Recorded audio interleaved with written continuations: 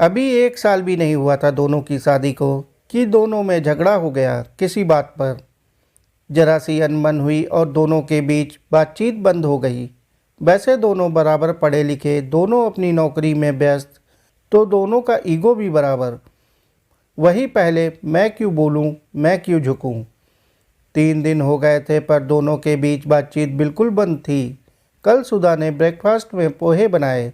पोहे में मिर्च बहुत ज़्यादा हो गई। सुधा ने चखा नहीं तो उसे पता नहीं चला, और मोहन ने भी नाराज़गी की वजह से बिना कुछ कहे पूरा नाश्ता किया पर एक शब्द नहीं बोला।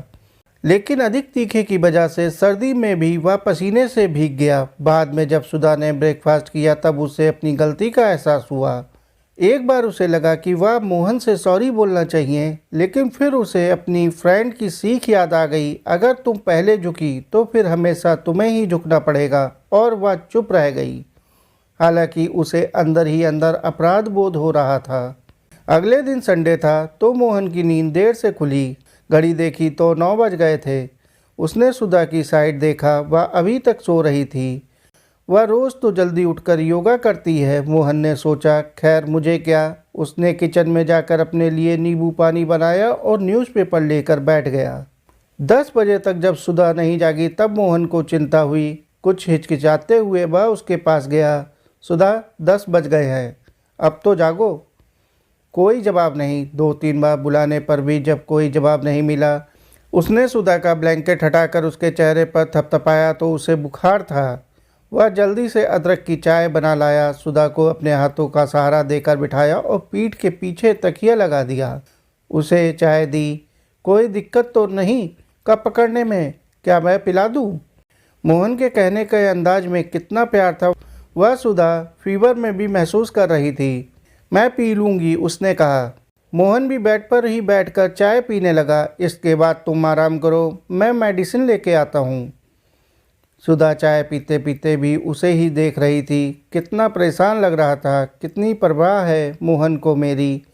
कहीं से भी नहीं लग रहा था कि 3 दिन से हम एक दूसरे से बात भी नहीं कर रहे हैं, और मैं इसे छोड़कर मैके जाने की सोच रही थी। कितनी गलत थी मैं।